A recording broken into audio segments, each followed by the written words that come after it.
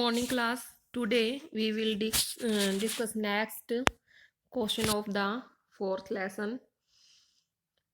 Our fourth question is explain any three steps taken by the central and the state government to attract foreign companies to invest in India. कोई तीन step बताइए जो central और state government द्वारा लिए गए हैं कि भाई फॉरेन जो कंपनीज हैं वो इंडिया में आकर के इन्वेस्ट करें उनको अट्रैक्ट करने के लिए। तो इसमें फर्स्ट है, इसी तरीके से ये दो तीन वे से क्वेश्चन पूछा गया है और इसका आंसर है कि government attract foreign investment in the following ways. एक तो स्पेशल इकोनॉमिक जोन बना करके, special economic zone have been set up to have world class facility, उसमें वर्ल्ड क्लास फैसिलिटी दी जाती है जैसे कि cheap electricity, water, road, transport, storage और रिक्रिएशनल एंड एजुकेशनल फैसिलिटीज़, ये सारी दी जाती हैं उसमें। फ्लेक्सिबल लेबर लॉज बनाए जाते हैं उसमें, labour laws are made flexible so that companies can hire worker easily. Flexible law होने के कारण जो लेबर लॉ हैं उसमें लचीलापन होने के कारण अपने अकॉर्डिंग आसानी से जो मल्टीनेशनल कंपनीज हैं उनको वर्कर मिल जाते हैं। नेक्स्ट है इसमें कि रिमूवल ऑफ ट्रेड बैरियर्स जो फॉरेन गुड्स और इन्वेस्टमेंट पर लगाए गए थे वो रिमूव कर दिए जाते हैं गवर्नमेंट के द्वारा। Government has removed barriers on foreign trade and foreign investment so that goods could be imported and exported easily, and also foreign companies could set up factories and offices in India। क्या है, अगर government tax हटा देती है तो क्या होगा, बाहर के इन्वेस्टरों को ज़्यादा लाभ होगा, उनके जो यहाँ तैयार करेगी प्रोडक्ट उन पर लागत कम आएगी, लागत कम होने के कारण वो सस्ते उनको बेचेगी तो ज़्यादा बिकेंगे और उनके ऑर्डर ज़्यादा मिलेंगे, उनकी जो मांग है वो ज़्यादा होगी। Policy of liberalization and globalization. After 1991, Indian government has adopted the policy of globalization and liberalization। वो कह रहे हैं कि जो लिबरलाइजेशन है और ग्लोबलाइजेशन है उसकी पॉलिसीज 1991 के बाद इंडियन जो गवर्नमेंट है उसने जो ग्लोबलाइजेशन और लिबरलाइजेशन की जो पॉलिसी है वो अपनाई ताकि व्यापार का वैश्वीकरण हो और फ्रीली व्यापार हो सके, एक्सपोर्ट और इंपोर्ट हो सके गुड्स एंड सर्विसेज का। Abolition of licences. Under the new economic policy only few industries need licence to operate. कुछ ही कंपनियों को चाहिए होता है लाइसेंस, इसलिए वो जो लाइसेंस की एक प्रक्रिया थी वो अबोलिश कर दी गई ताकि खुले से व्यापार आसानी से हो सके। How does foreign trade play an important role in integrating the market across the countries. वो कह रहे हैं कि कैसे फॉरेन ट्रेड एक इम्पोर्टेंट रोल निभाता है कि एक दूसरी कंट्री को साथ की मार्केट को जोड़ने में। Explain with example how the opening up of foreign trade result in connecting the market in different countries।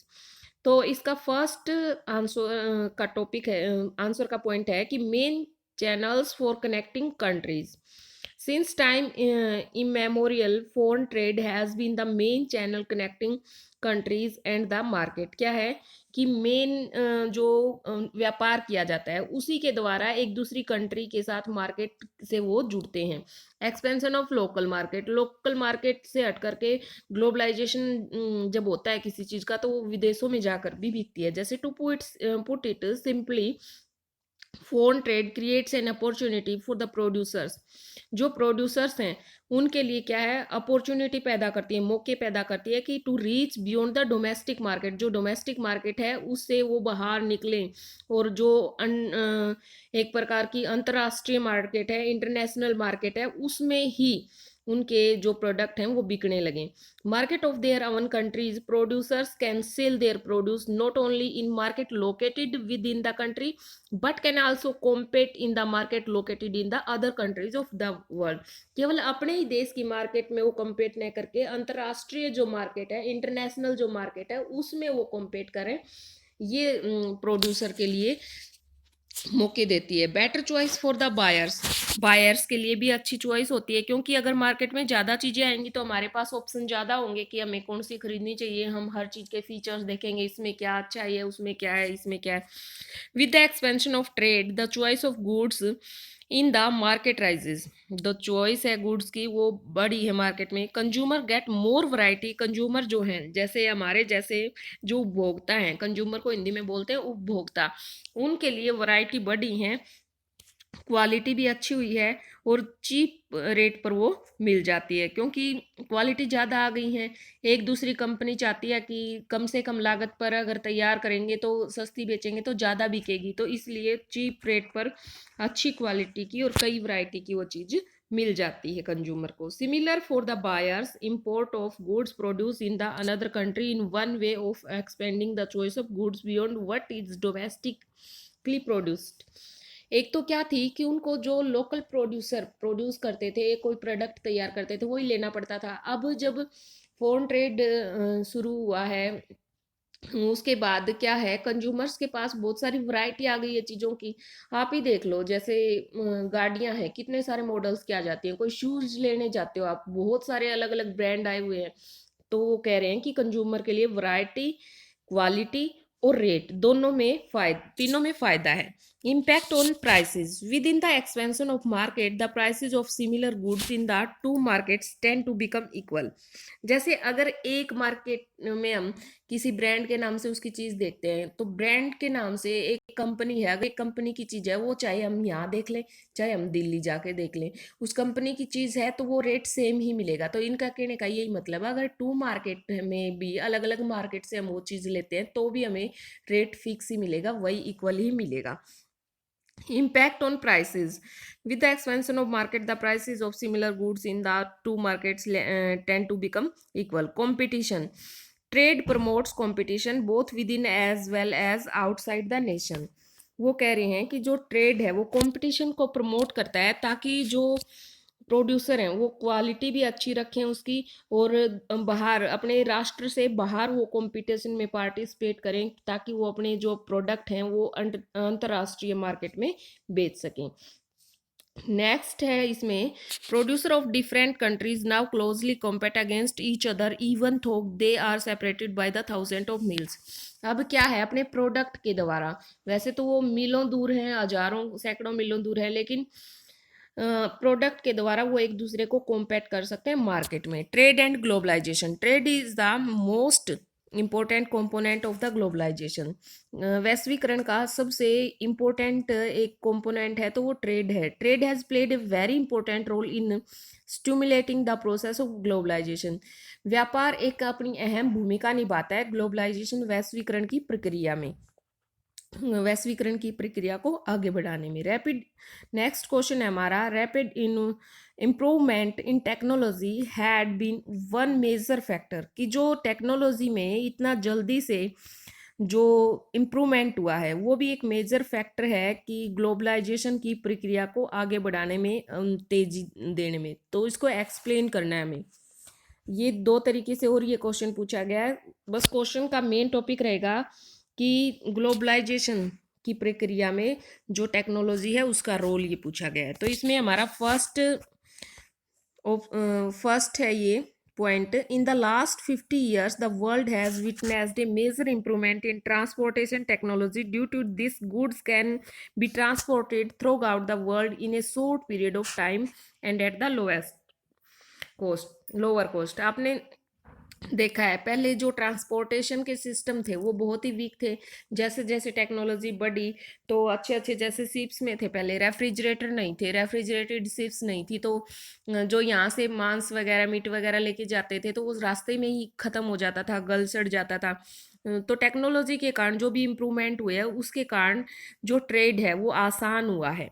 Development in the telecommunication, computers, internet, etc. has given a big boost of process of globalization because of the modern facility. It is very easy to access information instantly. जो computers है, international है, telecommunications के जो साधन हैं उनके द्वारा हम काफ़ी दूर तक अपने जो ऑर्डर हैं वो भेज सकते हैं, अपनी जो व्यापार है वो कर सकते हैं। जैसे कि आपने पढ़ा था लेसन में इसमें कि लंदन से जो पत्रिका तैयार करवाई थी, एक मैगजीन तैयार करवाई थी, वो दिल्ली के एक सेंटर पे हुई थी। वहाँ से उन्होंने सिर्फ कंप्यूटर के थ्रू ही, नेटवर्किंग के थ्रू ही उन्होंने क्या दिया था, नेट के थ्रू ही ऑर्डर दिया था और फिर इन्होंने यहाँ से वो ट्रांसपोर्टेशन करके वापस लंदन भेज दी थी। वो यहाँ पत्रिका जो है मैगजीन थी वो अच्छे से छप भी गई और वापस उनके पास पहुंच भी गई, लेकिन उस कंपनी के किसी भी सदस्य को यहाँ नहीं आना पड़ा। तो इस तरीके से जो टेलीकम्युनिकेशन है वो एक अच्छी अहम भूमिका निभाती है ग्लोबलाइजेशन में। It is a very easy to access information instantly and to communicate from remote areas. आप दूर बैठे किसी दूर के क्षेत्र में भी किसी दूर के एरिया में भी आप कम्युनिकेशन कर सकते हो, बातचीत कर सकते हो, कहीं भी ऑर्डर ले सकते हो, ऑर्डर दे सकते हो आसानी से। Through the use of internet one can communicate across the world as negligible cost. वो कह रहे हैं कि जो कम्युनिकेशन है, इंटरनेट है, इसके द्वारा क्या है, ट्रांसपोर्टेशन बचती है, उस चीज़ पर जो कॉस्ट लगती है वो कम आती है, तो उसकी चीज़ का जो प्राइस होगा वो भी कम ही रखा जाएगा। जो आईटी है वो हेल्प करती है transferring two of data and other information. वो ट्रांसफर डाटा और अन्य जो इंफॉर्मेशन है वो ट्रांसफर करने में आईटी हेल्प करती है। Use of IT has help the MNC to expand their market.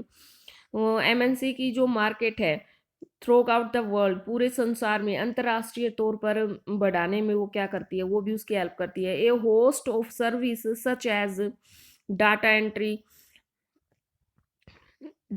according to administrative task, engineering are now being done cheaply in countries such as India, China, Brazil। वो कह रहे हैं कि जो एडमिनिस्ट्रेटिव जो data entry है, मान लो जो कॉल सेंटर्स हैं वो ज़्यादातर कहाँ हैं, इंडिया में हैं, चाहे उसके कंपोनेंट्स ब्राज़ील में हो या फिर यूएसए कंट्रीज़ में हो, कहीं भी तैयार हो रहे हों, लेकिन जो कॉल सेंटर्स है वो ज़्यादातर इंडिया में सेटअप किए जा रहे हैं, क्योंकि जो इंजीनियरिंग है टेलीकम्युनिकेशन से जुड़े हुए वो लोग यहाँ चीप कॉस्ट पर मिल जाते हैं, सस्ती दरों में मिल जाते हैं, और ये टेक्नोलॉजी यहाँ इंडिया की बढ़िया भी है। इसलिए transfer of money across the countries, banking के द्वारा क्या कर दी जाती है, जो ऑर्डर दिया जाता है उसकी जो नेट बैंकिंग के थ्रू पैसे भी भेज दिए जाते हैं, तो जो लेन देन है वो भी बैंक के थ्रू आसान हो गया है टेक्नोलॉजी के कारण। To link the market, market भी एक दूसरे से जुड़ी हुई है ऐसे ही।